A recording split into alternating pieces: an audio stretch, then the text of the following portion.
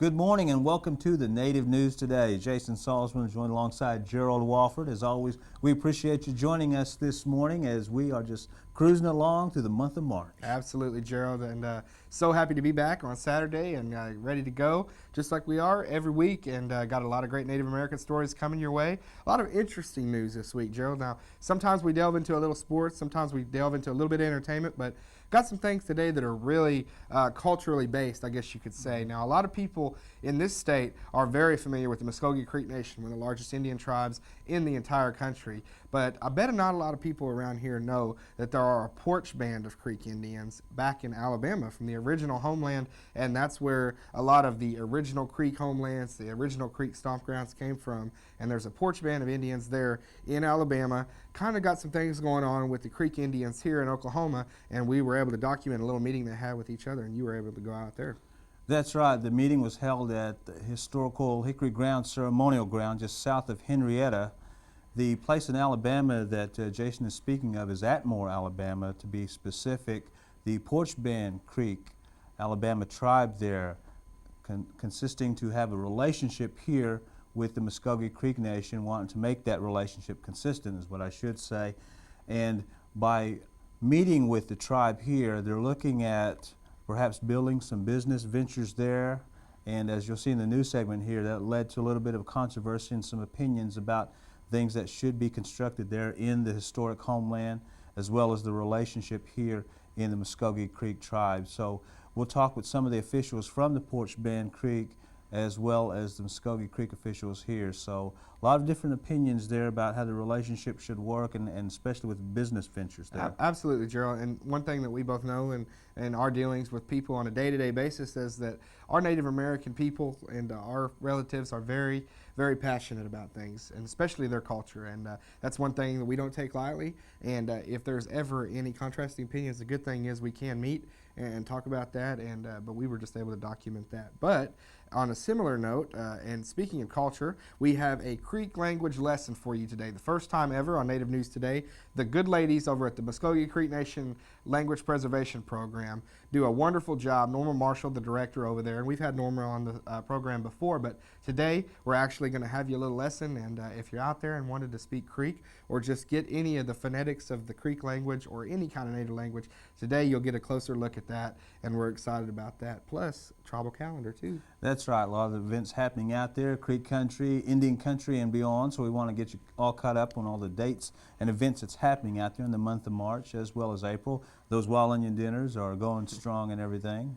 Absolutely, Gerald, and to take another stop on the journey of Mike Berryhill and the bow making documentary. Jared Moore, as we've said week in and week out, has done an excellent job on this, and we've just kind of been seeing it come to life and take shape here a little bit. But each week we try to give you a little look at Mike Berryhill and what he's doing, and it's unbelievable to take a look at this because you really don't see it anywhere else. That's one thing that I love about our show is that the things you see on our show, you can't turn to 268 or anything like that and see them. You can only see them right here on Native News Today. We got all that coming up, and we're just glad to be here on another Saturday. But we're going to wrap all that together and bring you another great episode right here. Stay with us after this first break.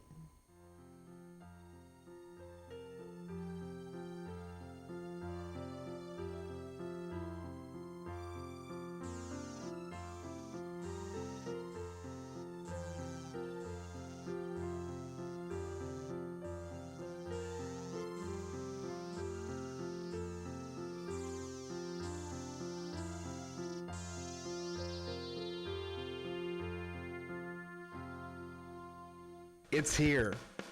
It's hot.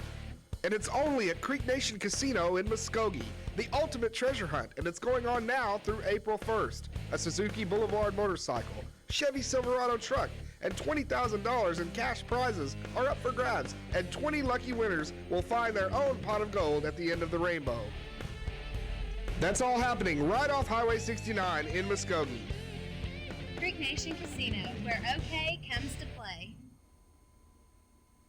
Geographically, one of the areas of the Muskogee Creek Nation before they were removed to present-day Oklahoma, Jason, was Alabama. Now, after the removal, some remnants of the tribe remained in Oklahoma as well as other parts of the southeast.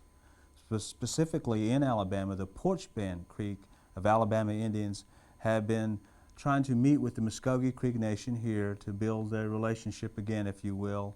And some of that involves certain business ventures, which kind of led to just a little bit of a few opinions here as they met at historic Hickory Ground Ceremonial Ground south of Henrietta, as well as the capital of the Muskogee Creek Nation here in Oklahoma. Well, it's good that the Porch Band Creek Indians came to Oklahoma, because this is a topic that needs to be discussed between the two parties, because the Porch Creek Indians in Alabama are wanting to do something that the Muskogee Creek Nation Indians in Oklahoma are totally 100% fully emotionally against, and that is they are, like you said, business ventures are in place, and there are construction sites drawn up to be done over ceremonial ground, specifically Hickory Ground Original there in Alabama, over where the ancestors are buried and there are remains. And which side you take or not, the Muskogee Creek Indians in Oklahoma are not happy about this, and the Porch Creek Indians are seeking their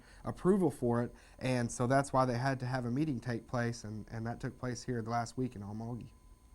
On Friday, March 16th, members of Hickory Ground Ceremonial Ground and the Porch Band of Creek Indians in Alabama met at Hickory Ground just south of Henrietta, as well as the Creek capital in Okmulgee. The purpose of the meeting was to create a better relationship between the two tribal governments. A key part of the meeting was for the Porch Band to seek permission from Hickory Ground about constructing a casino on tribal ceremonial grounds near Atmore, Alabama. The area is an original part of the Muskogee Creek territory before removal. The construction area being considered is also the original home of Hickory Ground Ceremonial Ground. And we're here visiting in Muskogee Creek Nation because we have a group of new council members and some council members that had not had the opportunity to visit any of the traditional towns out here, and also we've brought a whole delegation out here to visit in Muskogee Creek Nation. We're going to appear before the council this afternoon to talk about the development that's going on at the former Hickory Ground, or the historical Hickory Ground in Alabama, which is part of our reservation. And so this is an exchange program, almost, is I guess the way you'd say it, but it's to give our people an opportunity to understand what's going on here in Oklahoma, and there is great things going on here in Oklahoma. And but we want the people here to know that we're concerned about, and we want to take into consideration their feelings about what's happening on the historical areas in Alabama, and invite people here to come back and visit with us in Alabama, because they are still Creek Indians in Alabama. And so it's a great day for us to visit with our relatives here in Oklahoma. Well, we've always communicated. When the Porch Band sought federal recognition, I came out here in 1983 and asked the tribe for a letter of support, because we were part of the Creek Nation at that time, we just needed support because we remained in Alabama to be recognized as a tribe there. So I asked for support and got that letter of support and submitted it along with our recognition petition. And that's the separation there, because we're in Alabama, they're in Oklahoma. But my ancestors there in Alabama are those that either came to Oklahoma, came back, or refused to move. And some of them were given land grants too, so it made a difference, you know. But when the federal government sends their troops in rounding up people, they don't always know who should stay and who shouldn't. And so you had that disconnect, and that's the whole thing. We just want to reconnect and remain the one family we should be. Reactions were strong from Hickory Ground members as they voiced their opinion in the Mound Auditorium about constructing on ceremonial grounds in Alabama. Both sides have agreed to continue meeting until the issue is resolved. I went down there to Alabama back in May, and pretty bad sight. Stuff you wouldn't wish upon nobody's people. But I know y'all let y'all come in here and you'll solve all this, but don't let nothing fix it. Nothing. Can't fix this. You gotta live with this rest of your life. I see some new faces over here. I don't know where y'all was. The ones that was up there talking,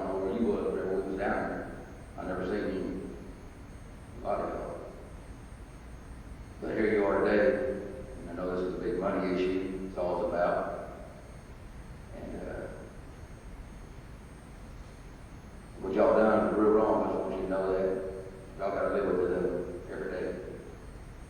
Y'all wouldn't want your grandmother being dug up. I'm sure they're still peacefully in the ground where they would when you put them there, am I right? Every one of y'all. Y'all's mothers or fathers or grandmothers are dead, I'm sure nobody touched them. I'm sure you wouldn't let them. This goes for every one of y'all. It's hard for me to be in the same room with y'all, just to let you know the truth. But our people went through a lot of hardships all through the years.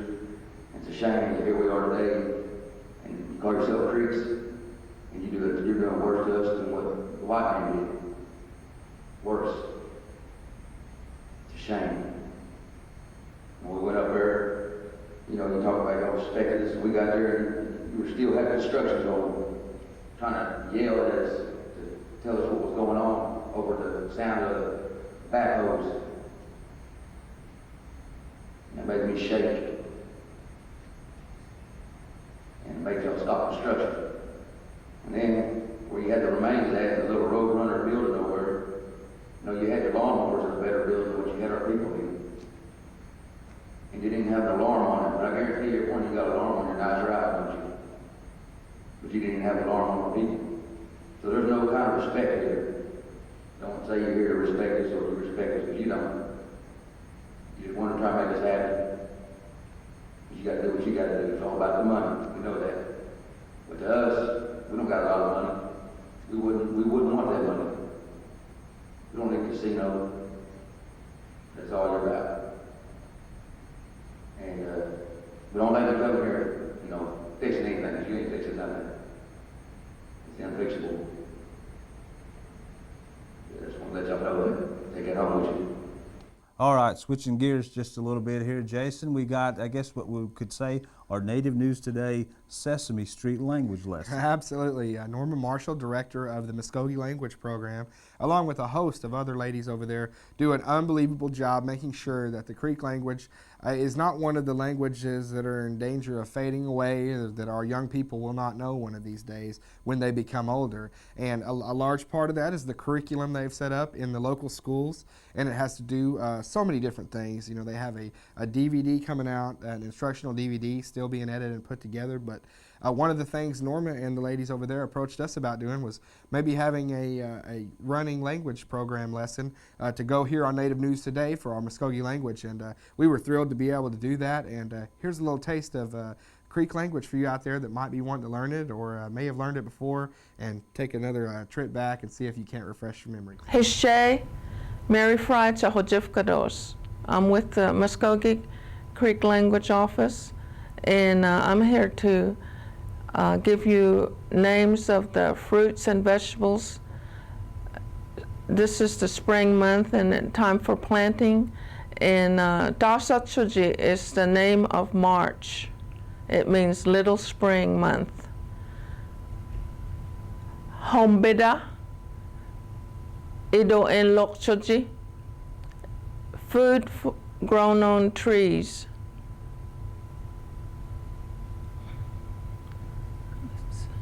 Okay. Blackberry, Gajohoitha,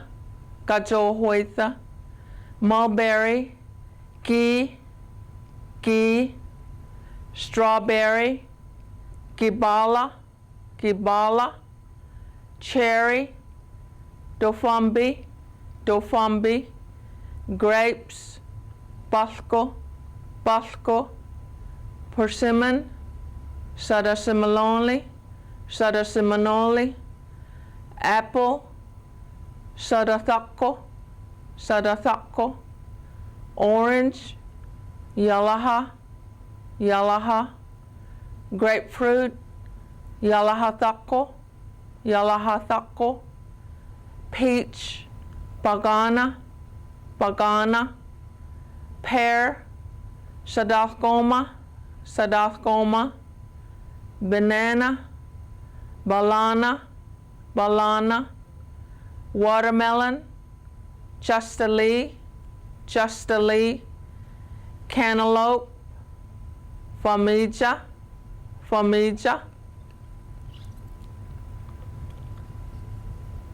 And this is the food that are grown in the garden.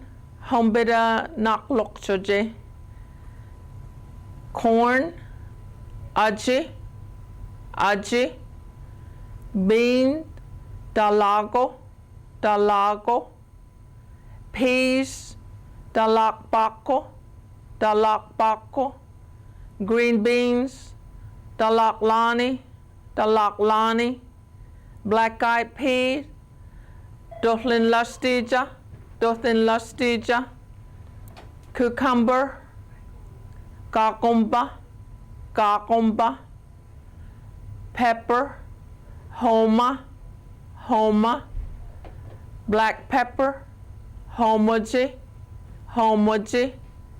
red pepper, homajadi, onion, dafumbi, wild onions, dafumbuji, lettuce, lani baba, cabbage, ishidapho, carrots, chofi in hombida, mado. Thank you. And that was language lesson number 1 here on the Native News Today. Of course, we'll have future lessons here on future programs. We're going to take a quick break right now, but we'll leave you with the tribal calendar. Then we'll be right back here with more Native News Today.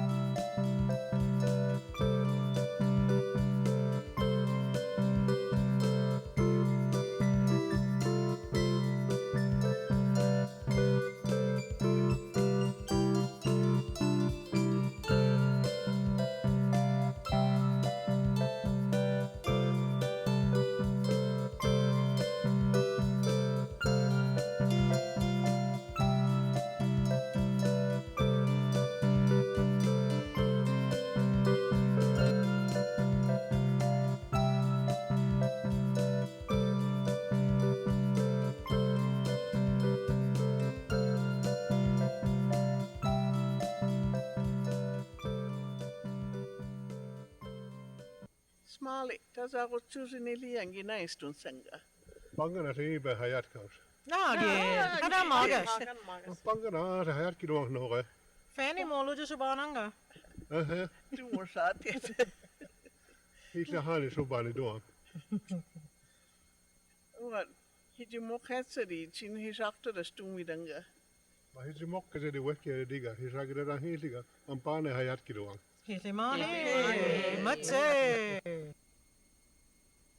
The Muskogee Creek Nation Tobacco Prevention Program offers all cessation classes to young and old. For more information about a healthier life and a second wind, contact one of these centers nearest you. Hijida. Hilishwa fatsa. Siyanete de dos. Moes. Well, hiji mokkeskera mokkenzak noar. Still easy doing.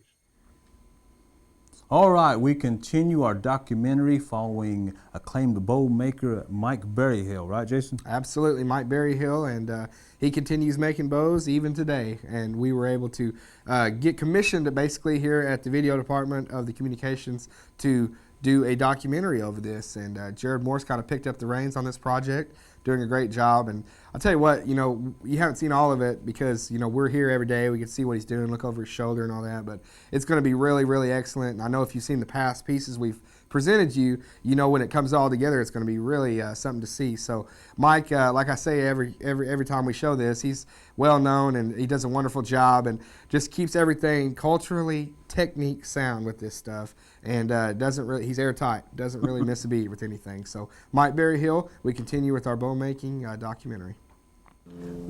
What we're trying to achieve here is getting down to past this bark, this whitewood that's called sapwood. All of that's got to come off till you get down to that first growth ring. And that's what we're about to start doing on this little stave here. So the center of that is the heartwood, which is the yellow wood. And that's the strongest part. And your beetles, the reason we're taking the bark and the sapwood off right now is to prevent the beetles and the borers from getting in there. Because eventually, as that wood starts to cure out and get drier and drier, those beetles will try to find their way down into that heartwood, and they'll go down in there so far they'll come back out. But in the process of doing that, you'll have to go deeper and deeper to get out of that. So that's what we want to do with this piece of wood that we're going to start on. And there's two ways of doing this. You can leave it in this stage as long as you got it stacked in a barn. Don't leave these out in the open sun, because leaving them exposed to sunlight will warp anything. Even new lumber gets warped today if you leave it outside very long. So this reason for that is this has got a lot of moisture in it. So when the sun hits it, it's going to warp real bad. So don't put bowwood or staves out in the open sun to cure out. You want to put these in a shed or barn and sort of space them apart where they'll get good ventilation, where the air can blow through it, and where they can lose moisture. Now, you can do it this way by putting it in a barn where it'll cure out, and you may have to wait a year or a year and a half for bodark or any kind of wood to dry to cure out or season out. But right now, you can do it the second way, which is take the bark and the sapwood off, and that way you leave all the heartwood exposed where it will season out completely. The bark and the sapwood will prevent that if you leave it in the first stage I'm talking about, to season out with the bark and sapwood on it. It'll take a little longer. So right now I'm going to put this in a vise, and we're going to start taking off. I call it skinning that tree, and it's easier to take that bark off and that whitewood off at this stage because it's green. And when you cure one out, it's pretty hard to do that. And most generally that's why I do it. But doing it this way, it'll cure out quicker. You might possibly be able to make a bow out of it in 6 months instead of a year and a half or a year. So I'm going to put this in a vise, and we're going to start taking that off. Now, you can use this draw knife two ways. And the way I use it is this way, backwards. You got a little bit more control over it by using it this way, and you won't be not apt to make as many mistakes by using it this way. And you can turn it over and use it this way, where a lot of people think that's the way you use it, but if you're making a bow or ball sticks, you need to be able to have as much control over the tool as possible. So possibly our people used we had access to copper at one time, and probably they traded for copper, and they probably used these. If you've seen an adze, and they probably put a piece of copper that was real sharp into an adze at one time and used it to chop away excess wood in bulk. But in those days, they used stone tools back then. Now, a draw knife is really, the principle is not new. We were using what you'd call a draw stone to scrape with. After you got all the bulk down and got down to that growth ring, we'd use pieces of flint. And sometimes something that's hard enough to scrape with, as you get into the finer part of finishing out the bow, you use a finer and finer tool to scrape it with. And my grandpa, when he was finishing up my first bow he made for me, he used broken glass, a lot of broken glass laying there, and he just scraped and made a lot of shavings that way.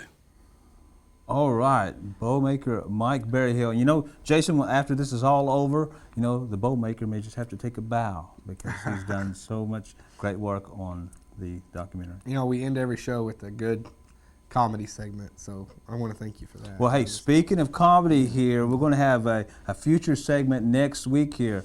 This guy's going to be coaching in the March Madness tournament. Now, we've been telling you about this March Madness tournament. It's going to be happening through the magic of television. It's going to be going on even as we speak in Henrietta, Oklahoma. You want to catch some good Native American basketball tournament. And we're talking about teams from all over the country going to be embarking in Henrietta for this weekend. Native American March Madness basketball tournament. This guy's going to be coaching one of the teams. And Yeah, you know what, absolutely. You know what we're going to do? We're going to mic him up. You've seen some of the coaches on the sidelines, football games, and basketball courts. And, well, we might have to make it the family version. Yeah, but, I'm going to have to hold myself in check. You know, I get a little bit Bobby Knight every now and again. Yeah, Bob Knight Jr. here. We won't show him throwing chairs across. Well, we might. I'll pull a Kelvin Sampson and throw my coat. And that's about all I'll do. But I promise you, folks, there's going to be some colorful commentary this time next week. I promise you. I wouldn't just get mic'd up if I didn't plan on bringing the pain. So don't worry. So we'll follow Coach Salzman around next week in his quest for the gold ball at March Madness. Hey, that's one of the stories we're covering here. We're going to cover some other stories next week too. We'd love to be covering your story out there in Native News Today country. You can get hold of us here and let us know all about it. Absolutely. They got plenty of ways to get a hold of us right here at the home office. They can get us by phone at 918-732-7638. Or if you want to get us by fax, we can do that too at 918-758-0824.